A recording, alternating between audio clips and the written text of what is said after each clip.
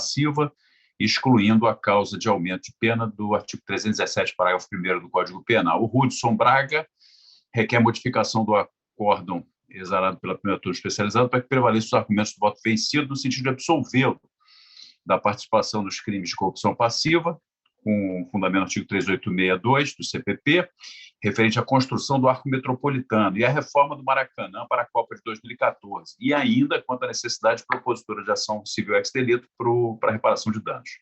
A Adriana Anselmo pede que a modificação do acórdão da primeira turma para que prevaleçam os argumentos dos dois votos divergentes, do desembargador Vogal, quanto aos julgamentos da apelação e dos embargos de declaração, no sentido de, primeiro, deixar de aplicar a pena de prisão prevista na Lei 9.613 em face da entrega de bens para recomposição de danos, com base no parágrafo 5º do artigo 1º daquela lei, e absolver pela prática do crime de lavagem de dinheiro, referente ao fato 5, que está descrito na denúncia, e reduzir a pena para 10 anos e 6 meses e afastar a obrigação de reparar os danos. Wilson Carvalho, nas razões de embargos, requer a modificação do acordo exarado pela primeira turma para que prevaleça os argumentos do voto vencido de maneira a indeferir o pedido de arbitramento do dano mínimo indenizável. E Sérgio Cabral, nas razões dos embargos infringentes, pede a modificação do acórdão exarado pela primeira turma para que prevaleçam os argumentos do voto vencido quanto à aplicação de penas relativas aos crimes de lavagem de dinheiro e ainda anulação dos efeitos da condenação no que refere à reparação de danos. Conforme eu coloquei como já estava relatado lá pelo juiz de primeiro grau, a acusação decorre do aprofundamento das investigações de Operação Lava Jato, descontinuou a existência de gigantesco esquema criminoso no âmbito da Petrobras, celebrados acordos de colaboração premiada entre a Procuradoria-Geral da República e executivos das empreiteiras Andrade Gutierrez, Carioca Cristianielson Engenharia, Carioca Engenharia, que trouxeram à tona novos fatos relacionados a esquemas de cartelização de empresas e fraude de licitação na construção ou reforma dos estádios que sediam as partidas, sediariam as partidas da Copa de 2014, a Copa do Mundo, inclusive o estádio do Maracanã. Os acordos revelaram ainda a existência de organização criminosa instalada no âmbito do Poder Executivo do Rio de Janeiro, liderada pelo ex-governador Sérgio Cabral, voltada para a prática de crimes como cartel, fraude de licitação, corrupção e lavagem de dinheiro. A denúncia indica que a crime era estruturada em núcleos, havia um núcleo econômico formado por executivos de empreiteiras carteirizadas, dentre as a Andrade Gutierrez, responsáveis pelo pagamento de propina, núcleo administrativo integrado pelos réus Wilson Carlos e Hudson Braga, a quem cabia negociação de propina, núcleo financeiro operacional formado por Carlos Miranda, Carlos Bezerra, Wagner Jordão, José Orlando, Adriano Anselmo, Paulo Fernando, Pedro Ramos, Carlos Borges, Luiz Iguaiara e Luiz Paulo Reis, que eram responsáveis pelo recebimento e ocultação de origem espúria da propina, e núcleo político integrado pelo líder da organização criminosa, o ex-governador Sérgio Cabral. O modus operandi da organização era basicamente Sérgio Cabral, apontado como líder, cobrava por intermédio de seus operadores propina de 5% do valor das obras executadas pelo Andrade Gutierrez, empreiteira favorecida pelo esquema criminoso, mediante prática de cartel, e teve início a partir do momento em que Sérgio Cabral assumiu o cargo de governo do Estado do Rio de Janeiro, perdurando até o ano de 2014. E fraude à licitação. As obras em que houve acerto de propina com Andrade Gutierrez foram a expansão do metrô de Copacabana, a reforma do Estado do Maracanã para os Jogos Pan-Americanos de 2007, construção do Mergulhão de Caxias, urbanização do Complexo de Manguinhos, Parque Favelas, construção do Arco Metropolitano, reforma do Maracanã para a Copa de 2014, obras de construção do Arco Metropolitano foram custeadas com recursos federais, convênio de NIT TT 262-2007-00, bem como as obras de reforma do Maracanã para a Copa de 2014, financiadas pelo BNDES. Por sua vez, Hudson Braga, na condição de secretário de obras de Sérgio Cabral, cobrava, em paralelo, propina de 1% do valor faturado das obras e a chamada taxa de oxigênio, entre aspas, exigência essa, ressaltos que não era desvinculada da cobrança dos 5% por Sérgio Cabral. E Sérgio Cabral e Hudson Braga, por meio de seus operadores, promoviam a lavagem de dinheiro de diferentes formas. E aí eu trago aqui o resumo das imputações. Todos que estão participando aqui já têm acesso ao voto, me permito, e também ao próprio processo, evidentemente. Então, vou deixar de ler aqui para não cansá-los. Isso não haverá nenhum risco, né?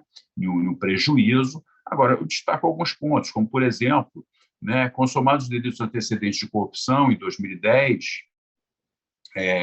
Rogério Nora, Clóvis Primo e Alberto Quintais, a pedido de Sérgio Cabral e Wilson Carlos, por intermédio da organização criminosa, ocultaram origem e natureza, disposição, movimentação e propriedade de 2 bilhões, através de 2 milhões de reais, através da realização de doação eleitoral oficial pelo Andrade Gutierrez, ao diretor nacional do PMDB, isso é o fato 3. Enfim, eu menciono vários pontos aqui, eu realmente vou, cada fato com o seu valor aqui indicado. Estou andando no voto aqui, onde faço cada parágrafo, eu trago a consumação em relação aos os crimes de corrupção, os crimes antecedentes, a lavagem de dinheiro e tudo mais, com indicação dos sujeitos envolvidos em cada um deles.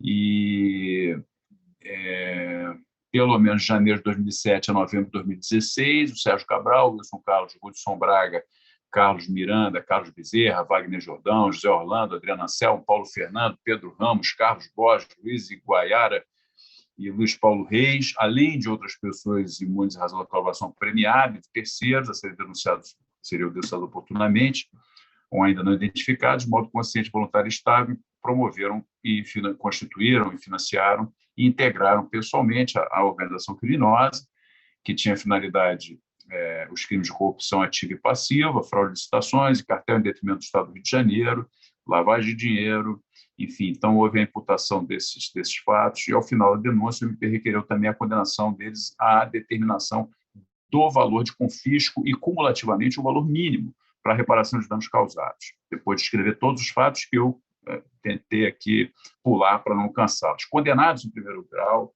pelo juiz da 7ª Vara Federal Criminal, da seção do Rio de Janeiro, seção do Rio de Janeiro, a primeira turma manteve, por maioria, a condenação dos réus, dos referidos réus, razão pela qual vieram os autos distribuídos a essa relatoria para julgamentos de embargos infringentes. Essencialmente, convém ressaltar que, se tratando de embargos infringentes, a argumentação expedida abrangerá apenas a matéria objeto de divergência, artigo 609, parágrafo único do Código de Processo Penal.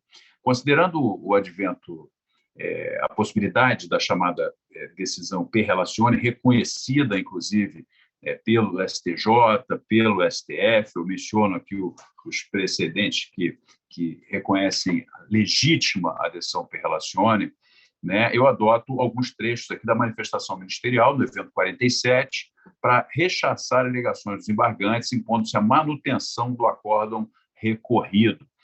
E, basicamente, digo aqui o ponto referido a Luiz Carlos Bezerra. Em suas razões, ele, como eu já disse qual era, ele pede que prevaleçam os termos do voto do excelentíssimo vogal, quanto à necessidade propositura de ação civil ex delito para eventual reparação dos danos, e os termos do voto do excelentíssimo relator, quanto a não condicionar a progressão de regime ao pagamento de reparação.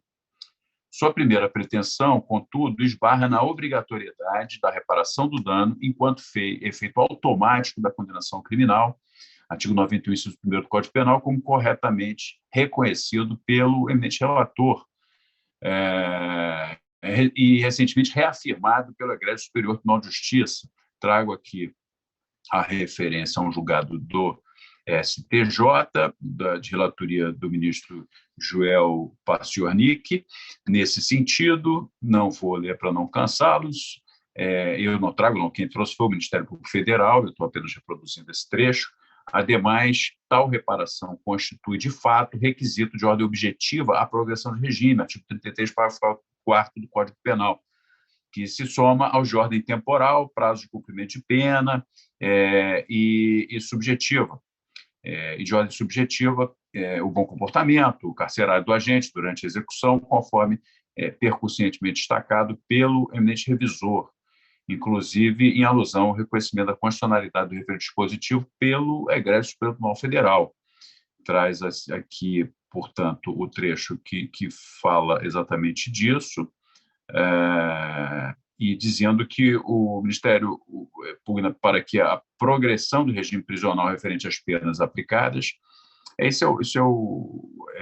não, desculpe, para os crimes de corrupção seja condicionado a ressarcimento dos danos causados pelos ilícitos. De acordo com o parágrafo 4 do artigo 33, o condenado por crime contra a administração tem que, para a progressão de regime, isso é condicionado à reparação de danos, a constitucionalidade do dispositivo foi declarada pelo STF, no agravo regimental na progressão de regime de execução penal 22/DF, e prossigo aqui dizendo que, com relação a Wagner Jordão Garcia, em suas razões, ele pretende prevalecer os termos do voto do vogal, como eu disse no início desse julgamento. Entretanto, conforme síntese memorada nas contrarrazões de apelação ministeriais, restou comprovado que, para muito além de simples office boy da Secretaria Estadual de Obras, Wagner Jordão Garcia era braço direito de Hudson Braga e integrava o núcleo financeiro operacional da organização, e a ela cabia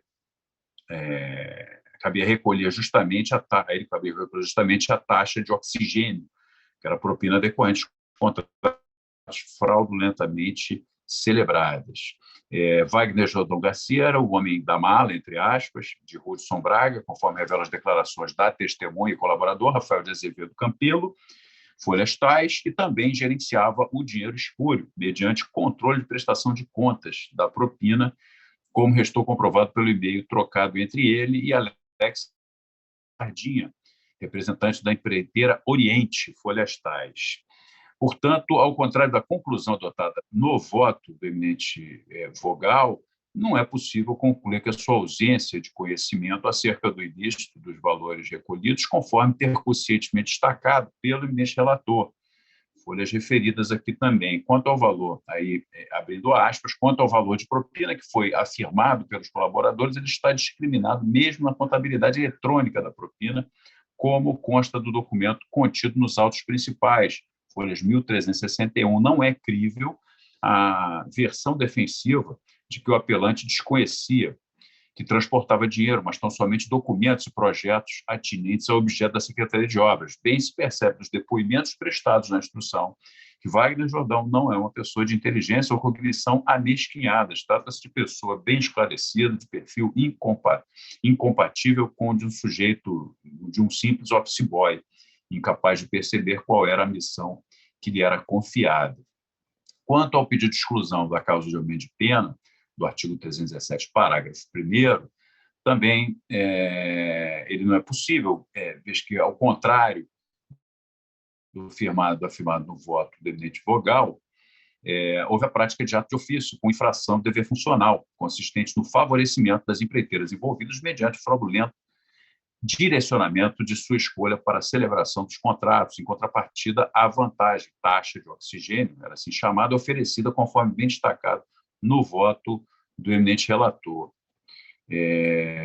que disse textualmente que nem mesmo a alegação de ter se afastado da subsecretaria de obras justamente com Hudson Braga, a qual ocupou de 2008 a 2011, quando o percentual de 1% começou a ser destacado do montante correspondente aos 5% da propina inicial paga pelas obras, é capaz de obscurecer as evidências de que tenha concorrido para a consumação do crime de corrupção, e não só dele, mas devido ao tempo que persistiu estavelmente a propina paga, também para a associação criminosa estável de pessoas. Não há insegurança alguma na prova, pelo contrário, colaboradores Alberto Quintais e Rafael Campelo foram bem claros e seguros quando falaram que os envelopes no interior dos quais eram acondicionados os valores correspondentes ao percentual criminoso era, por vezes, entregues a Wagner Jordão, designado como pessoa que intermediaria a chegada dos valores ao subsecretário Hudson Braga. Conforme como examinado no corpo daquele voto, o apelante respondeu e teve sua condenação confirmada como concorrente de segundo nível, no fato 2, especificamente por ajudar Hudson Braga na organização e recebimento de suborno em ao menos 3 crimes bem definidos de corrupção passiva, constante de 3 contratos de obras públicas, Parque Favelas, Arco Metropolitano e reforma do Maracanã para a Copa de 2014. Em relação à lavagem de dinheiro, ao contrário da tipicidade considerada pelo excelentíssimo Vogal, conforme correção de material no acordo em sede de embargo de declaração, as respectivas autorias e materialidade delitivas restaram cabalmente comprovadas e demonstraram a atuação de Wagner Garcia para a ocultação de simulação do produto do crime contra a administração pública, utilizando-se da técnica conhecida como smurfing. São depósitos fracionados de modo a dificultar o livre exercício dos órgãos de controle e fiscalização, especialmente à vista das seguintes provas colhidas sintetizadas nas contrarrazões de apelação ministerial.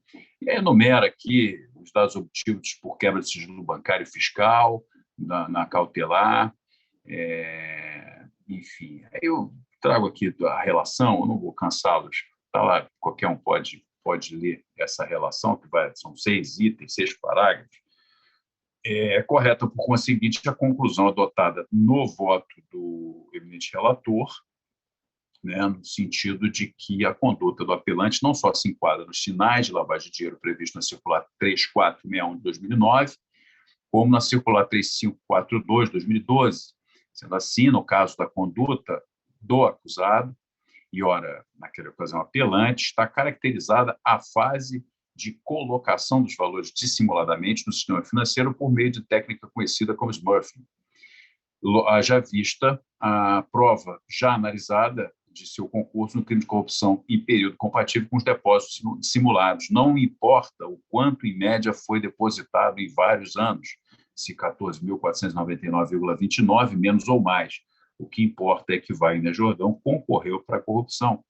E não lhe socorre dizer que não esconderia os valores na rede bancária com a vigilância que ela tem, pois acreditando numa remota hipótese de acontecer a operação Calicut contra um ex-governador tão poderoso, prevaleceu a crença na impunidade. Nem mesmo o álibi das tomadas de empréstimos com os bancos Santander, em 2012, R$400 mil, com a Wolf Arnold Seikel, declarados no imposto de renda, é capaz de esvaziar fato tão devidamente provado, que não há nenhuma relação entre os valores levados ao sistema financeiro pela técnica dissimulante vista, como o ingresso das verbas decorrentes dos empréstimos, e as datas e valores falam por si sós. Hudson Braga, como eu disse, ele pede absolvição por insuficiência de provas,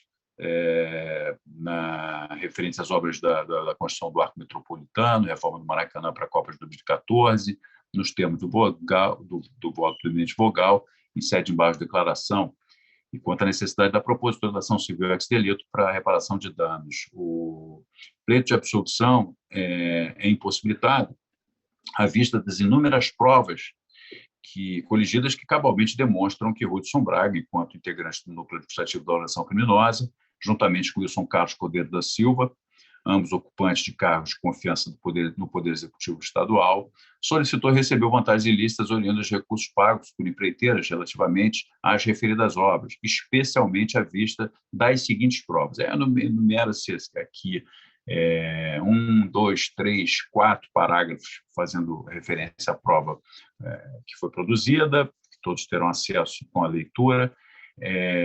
Então, como delineado nas contrarrazões ministeriais, em 2008, restou acertado perante Andrade Gutierrez o pagamento de propina, a taxa de oxigênio destinada especificamente a Hudson Braga, então subsecretário de Obras, nomeado como secretário em 2011. A implementação do Arco Metropolitano foi iniciada em 2008 pelo consórcio formado pela Odebrecht, com 60%, e pela Andrade Gutierrez, com 40%. Já a reforma do Maracanã para a Copa do Mundo de 2014, iniciada em 2010, pelo consórcio formado pela Odebrecht, líder, com 49%, pela Delta, com 30%, e pela Andrade Gutierrez, com 21%. Os encontros para a efetiva entrega do dinheiro com Wagner Jordão Garcia, esse em nome de Hudson Braga, foram descritos com muitos detalhes pelos agentes colaboradores, Rogério Nora de Sá, Clóvis Primo, e pelos aderentes ao acordo de leniência da Andrade Gutierrez, os executivos Alberto Quintães, Rafael Campelo e João Marcos Fonseca, E, por isso, não procede a alegação de insuficiência de provas, como bem destacado pelo eminente relator, que disse que não merece esse argumento, o acatamento desse argumento, de que os crimes de corrupção não restaram provados, porque não há registro de valores recebidos por Andrade Gutierrez, entre aspas. Andrade Gutierrez, como outras empresas empreiteiras, foram contratadas pelo Estado do Rio de Janeiro para a realização de obras apontadas nos autos. Isso não é controverso, até porque as obras ocorreram e não estão edificadas em diversos lugares do Estado. Há declarações inequívocas de que as obras ocorreram mediante um esquema de pagamento de vantagens ilícitas, e isso afirmado pelos próprios colaboradores e corroborado por outros elementos produzidos pelo Ministério Público Federal. A segunda pretensão, a exemplo que já exposto por Luiz Carlos Bezerra, esbarra na obrigatoriedade da reparação do dano quanto ao efeito automático da condenação criminal, artigo 91, inciso 1º, como corretamente reconhecido pelo eminente relator.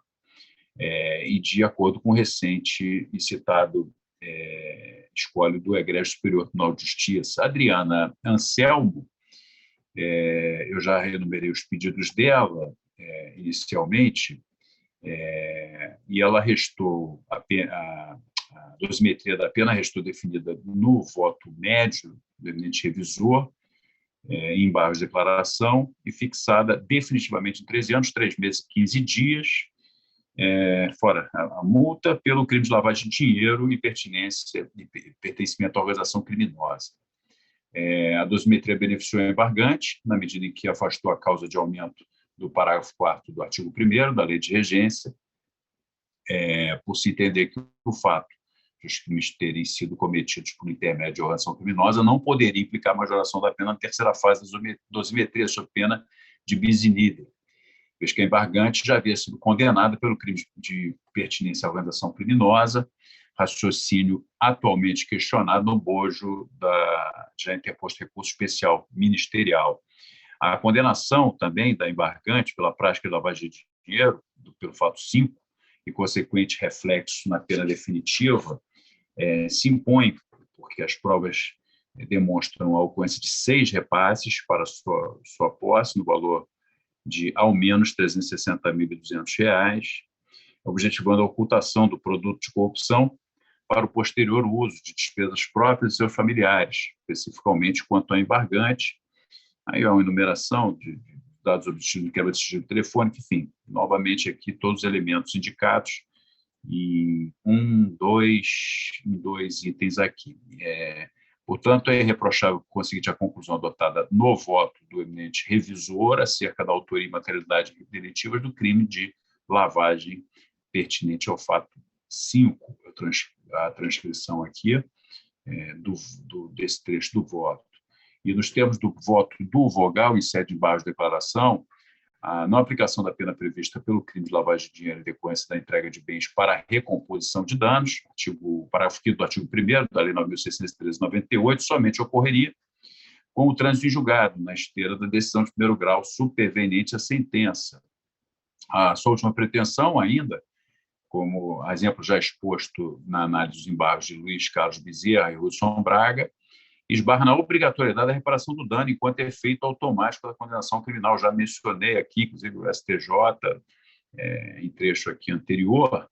Do mesmo modo, o Wilson Carlos Cordeiro da Silva, nas razões, traz em resignação a pretensão de que prevaleçam os termos, ele pede que prevaleçam os termos do voto do eminente vogal, quanto à necessidade propositura da ação civil ex delito para eventual reparação de danos, refutada pelo mesmo raciocínio outrora delineado na análise dos embargos de Luiz Carlos Bezerra, Hudson Braga e Adriana Anselmo, e para evitar a repetição da tese desnecessariamente, enfim, faz-se a referência. E Sérgio Cabral, por fim, em suas razões, pede que prevaleçam o voto do revisor quanto à aplicação das penas relativas aos crimes de lavagem de dinheiro, quanto à necessidade de propositura de ação civil ex delito para a reparação do dano, refutada pelo mesmo raciocínio já delineado. Ocorre que o excelente revisor, a despeito de reconhecer que a execução dos delitos de lavagem de dinheiro não foi idêntica em todos os casos, satisfez-se com a sua similitude nos fatos 9, 10, 11, 12, 13, celebração de contratos fictícios, e, com isso, considerou que ocorreram 10 fatos continuados, aplicando uma única fração de aumento no patamar de 2/3, a título de continuidade delitiva. Mais acertada, entretanto, a intelecção adotada pelo excelentíssimo relator, observando a literalidade do artigo 71 do Código Penal, que exige identidade de maneira de execução entre delitos a serem considerados como continuados, separar os delitos em 3 cadeias distintas de atos continuados de lavagem, aplicando-lhes separadamente as respectivas frações de exasperação de pena de acordo com o número de infrações detectadas em cada cadeia, para, ao final, corretamente, somar as penas em cúmulo material. A transcrição aqui dessas 3 cadeias, né, enfim. Já quanto à necessidade propositura da ação civil ex delito para eventual reparação de danos, também aplica-se o mesmo raciocínio anteriormente exposto sobre a utilização. Também trago aqui o entendimento do STJ, em recurso de mandado de segurança, que confirmou por unanimidade um acordo dessa turma especializada no sentido de ser possível essa motivação relacione, né? E, sendo assim, com base na precisa manifestação ministerial, a despeito de judiciosos fundamentos do voto vencido, eu entendo que os elementos de prova constantes dos autos são suficientes e dotados de certeza necessária quanto ao envolvimento dos embargantes em uma poderosa organização criminosa chefiada pelo então governador do Estado do Rio de Janeiro, contra os quais são atribuídos fatos gravíssimos, como crimes de corrupção passiva, de associação à organização criminosa e de lavagem de capitais. Não merece também prosperar a alegação de ser necessária a propositura da ação civil ex delito para eventual reparação de danos, visto que foi requerido expressamente na denúncia a condenação dos réus à obrigação de indenizar o dano causado, exatamente na esteira do entendimento jurisprudencial assentado no Superior Tribunal de Justiça. Então, por todo o exposto, eu voto no sentido de negar provimento aos embargos infringentes. E pergunto, e passo a palavra, então, ao desembargador Flávio Lucas. Grande associação, eu primeiro agradeço as palavras gentis que foram proferidas, tanto pelo doutor Alexandre, quanto pelo doutor João Francisco. Parabenizo Vossa Excelência pelo voto do desembargador Marcelo Granado. Eu não estou conseguindo ouvir. Sou só eu? Eu estou com o microfone aberto, não sei se... Agora ficou ok. O Vanderlei também teve dificuldade, né? Não, desculpe aí. Está fechado aqui, perdão.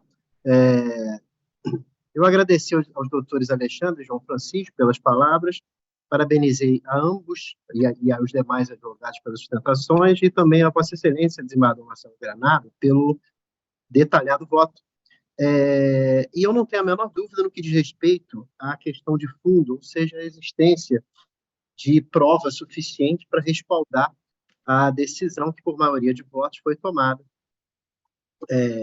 nos autos desses embargos infringentes, sem qualquer dúvida. Eu tenho alguma dúvida, não no mérito, como já disse, mas no que diz respeito à dosimetria de penas. Por exemplo, uma questão que a doutora Patrícia arguiu em sua fala, muito bem arguiu, a respeito da existência ou não de continuidade delitiva, no caso da lavagem de dinheiro, cujo ativo financeiro provenha do mesmo ilícito, da mesma fonte, como foi a expressão utilizada por Sua Excelência, a doutora Patrícia. Também no que diz respeito à dosimetria da pena, que foi tocada na sustentação oral do doutor Alexandre Lopes, e até também pelo doutor João Francisco, e aí, por conta dessas questões pontuais, eu peço a máxima pena para tomar liberdade de pedir vista, senhor. Embora eu seja o relator, mas desembargador Marcelo Granado, eu vou pedir vista no que diz respeito especificamente à dosimetria da pena. Perfeito. Desembargadora Andréa, desculpa, tá ligado. Desembargadora Andréa Esmeraldo? Sim, obrigada, senhor presidente. Eu também gostaria de cumprimentar Vossa Excelência pelo voto e aos advogados que bem fizeram uso da palavra, membro do Ministério Público, e dizer que vou aguardar a vista se o doutor Flávio, o desembargador Flávio Lucas Lúcio não pedisse vista, eu pediria, porque realmente é um caso muito complexo. Eu ouvi atentamente as sustentações, eu já tinha recebido, tive a oportunidade de receber os advogados para despachar memoriais e venho refletindo sobre esse processo já desde o início da semana passada, mas confesso que não consegui exaurir, apesar dos esforços envidados, o exame necessário, sobretudo diante do voto do desembargador Ivan Thier, que me parece que realmente precisa desse aprofundamento. Então, eu vou aguardar a vista do desembargador Flávio Lucas. Perfeito. Desembargador Vanderlei Sanadantas? Eu também, primeiramente, quero cumprimentar Vossa Excelência pelo voto, também ao membro do Ministério Público, aos advogados, pelas sustentações. E como de praxe na turma, quando há um pedido de vista, eu prefiro aguardar. Então, eu vou aguardar a vista do desembargador Flávio Lucas.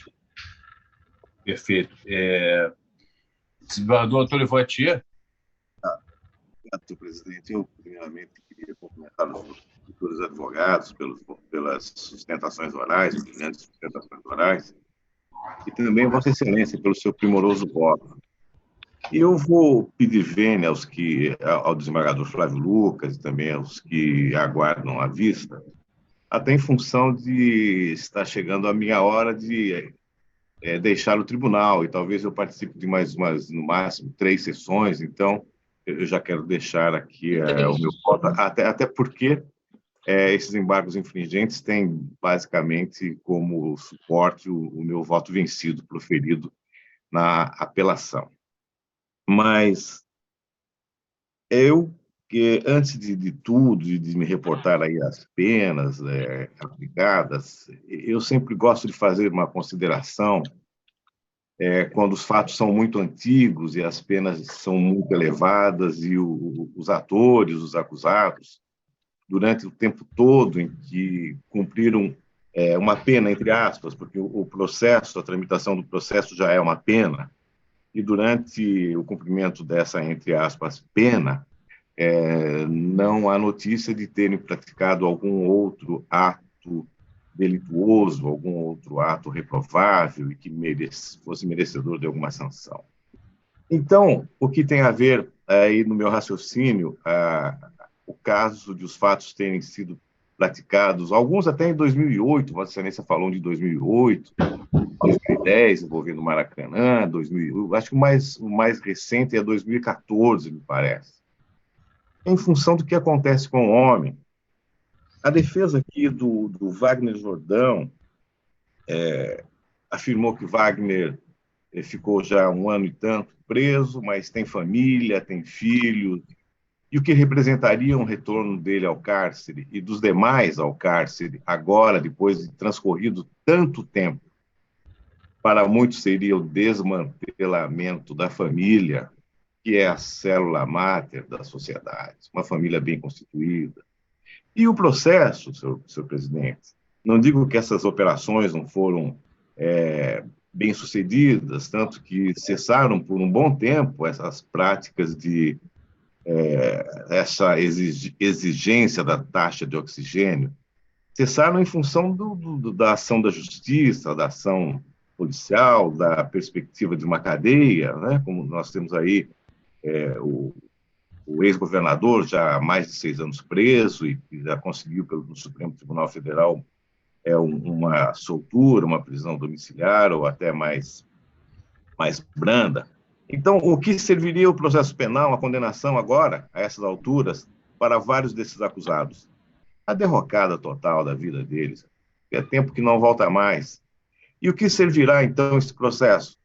A necessidade de que mantenham uma conduta irrepreensível na vida privada, porque os antecedentes já registrados em função desse processo serão gravíssimos em relação a futuros casos, a caso se envolvam novamente em atos ilícitos. Então, não haverá vantagem para ninguém, ao contrário, haverá desvantagem para a sociedade em si. Teremos aí, então, famílias, como digo, já esfaceladas, com a prisão de um pai de família, ou mãe não tem, é pai de família, tem mãe, né, a Adriana Anselmo, e de nada adiantará. Então, senhor presidente, é em função disso e para a adequação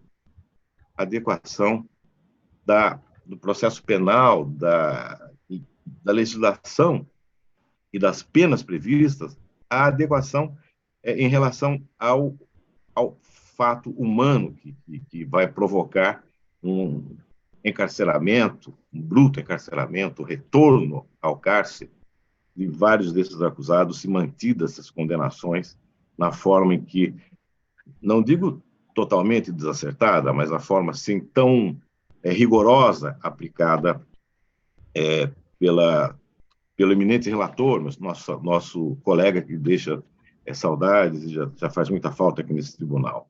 Então, em função disso, senhor presidente, é que eu estou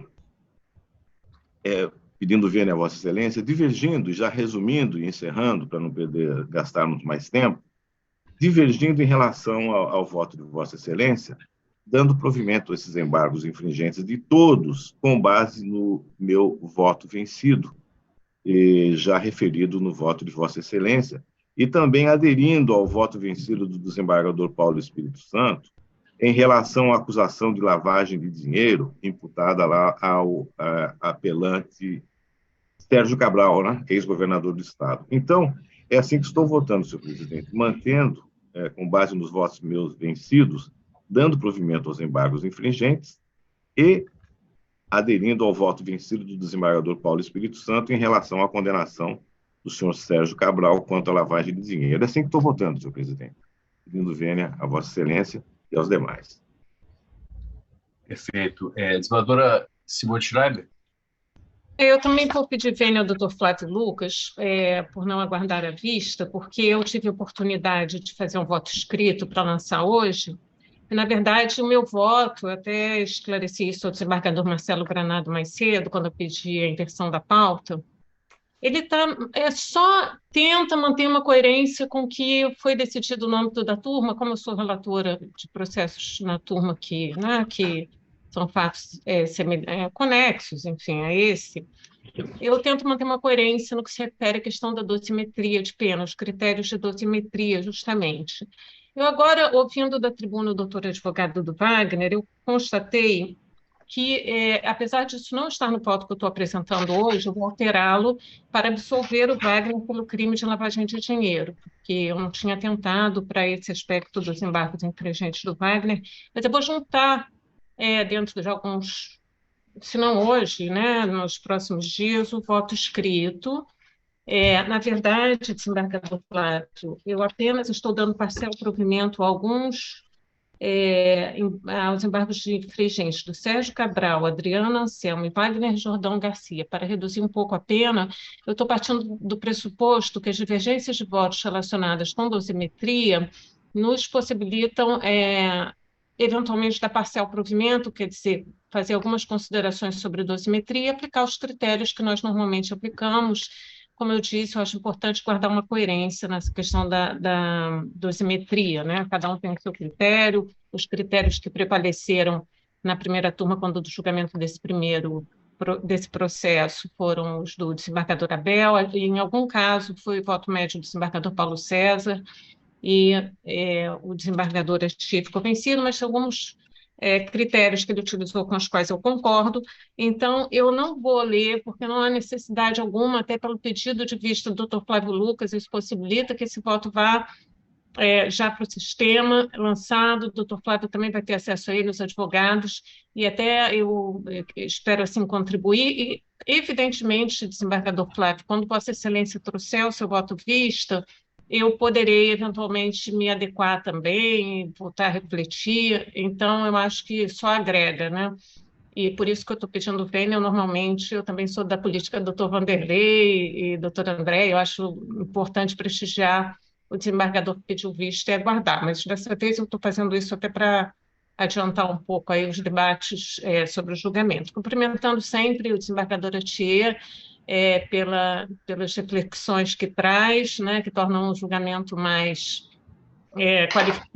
qualificado pela sua visão muitas vezes diferenciada dos fatos, e isso proporciona que nós possamos fazer um julgamento mais justo, mais equilibrado, com a voz sempre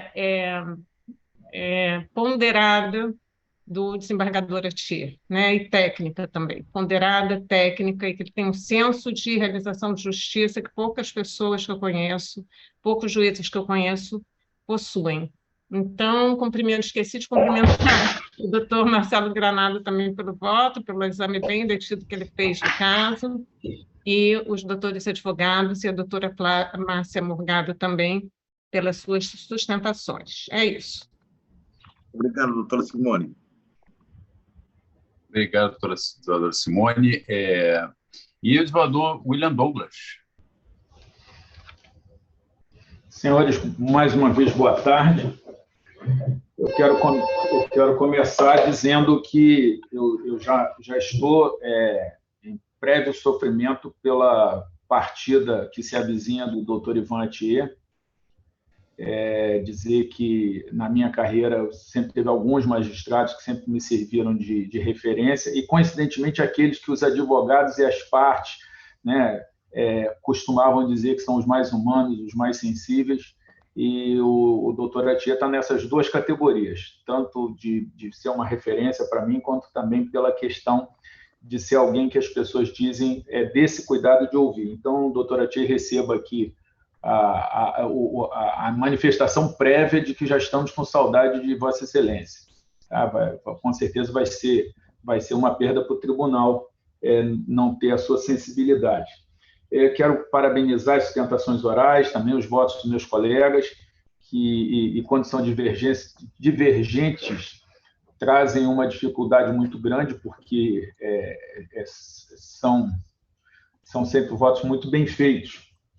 Quero pedir vênias, com todas as vênias aos advogados, mas como me comprometi quando tomei posse desse tribunal, eu tive a alegria de ser paraninfado pelo eminente professor Ives Gandra, eu disse que a expressão juiz de piso, embora bastante corrente, bastante usual, e eu tenho certeza que não é usada pelos advogados de nenhuma forma negativa, certamente foi invenção de alguém, mas que é bastante desagradável ao juízo de primeira instância. Chamar a gente de juiz de piso é bem desagradável. Então, eu sempre anoto isso, vocês me perdoem, mas eu não posso deixar de dizer que a gente, na primeira instância, não é piso, não. A gente é outra coisa, mas piso a gente não é. Gostaria de solicitar ao presidente, que também vai deixar saudade, doutor Marcelo, né? Aqui na presidência que exerceu aí nesses últimos períodos, solicitar as notas taquigráficas dos advogados das manifestações, porque eu vou certamente, depois da vista dos colegas, a gente vai fazer uma análise melhor.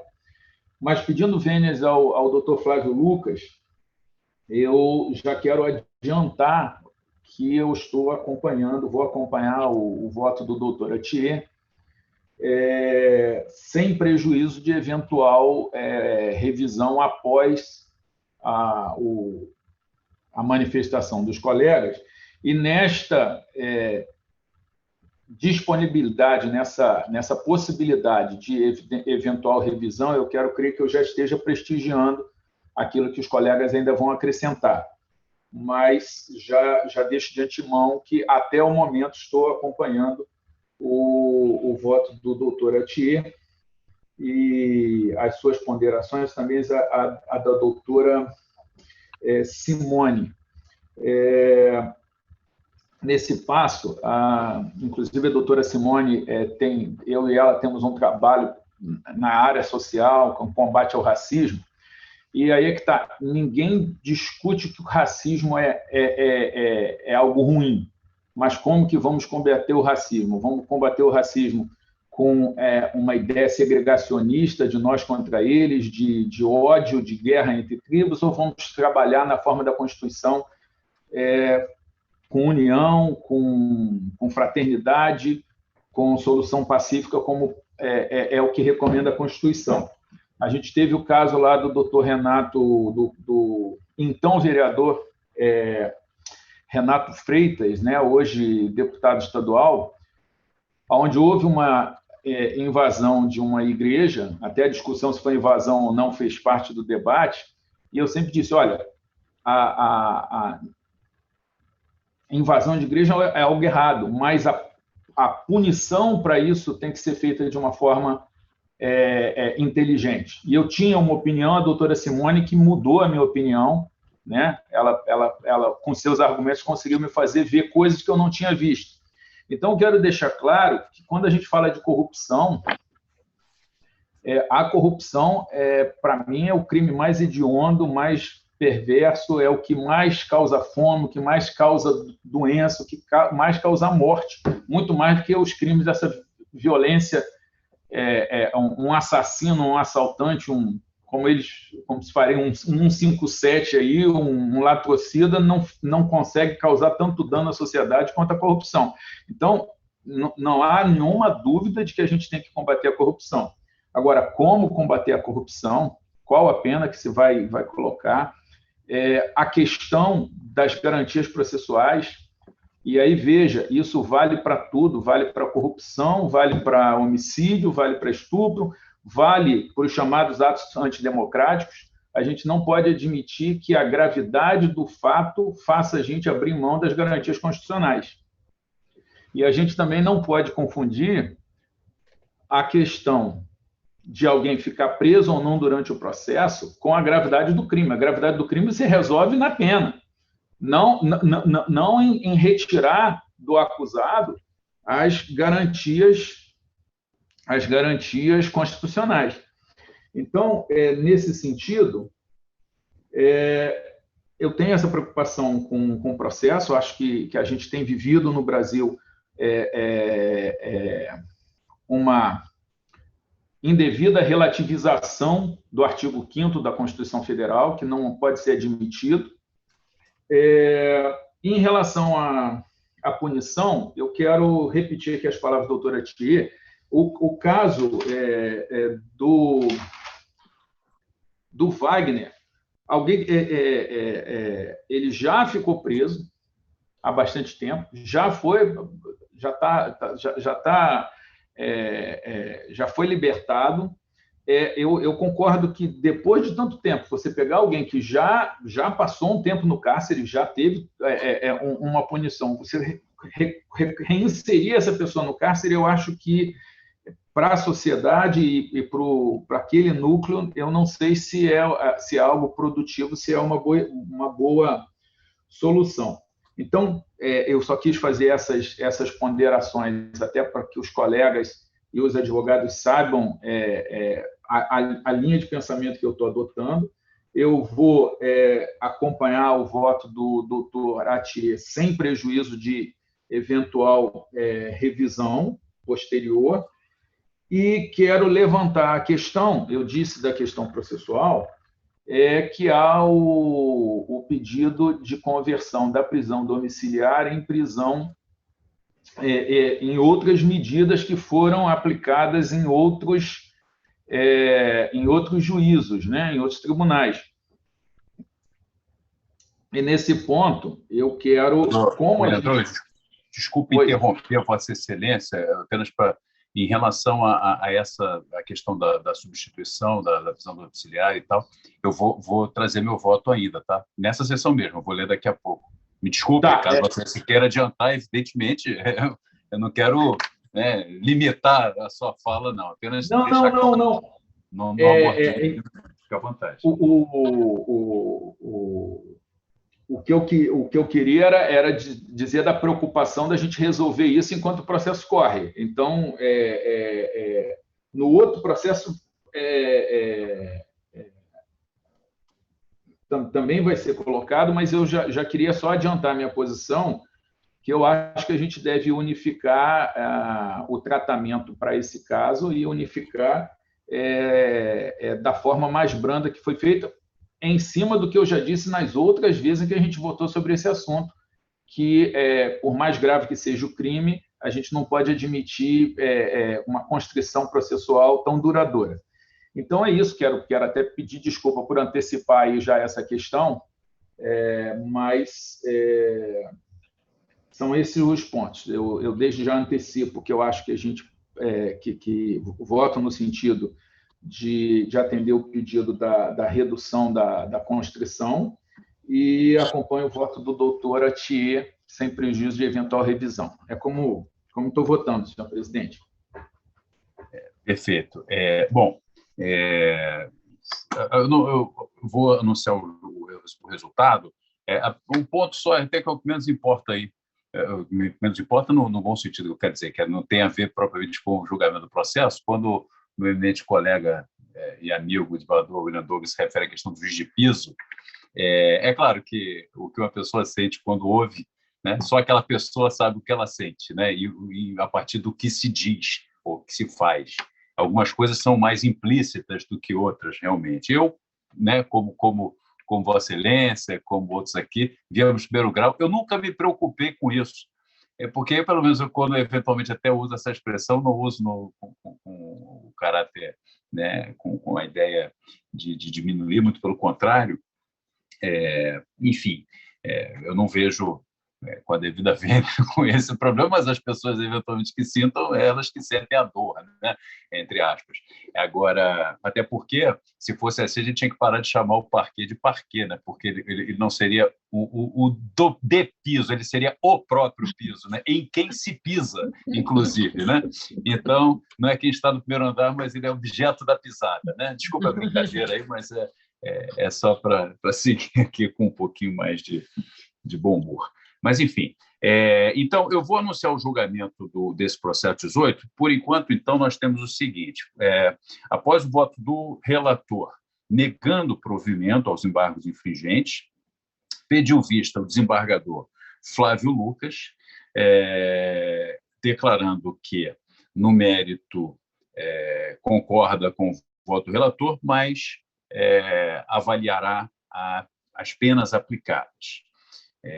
Em voto que trará posteriormente à vista.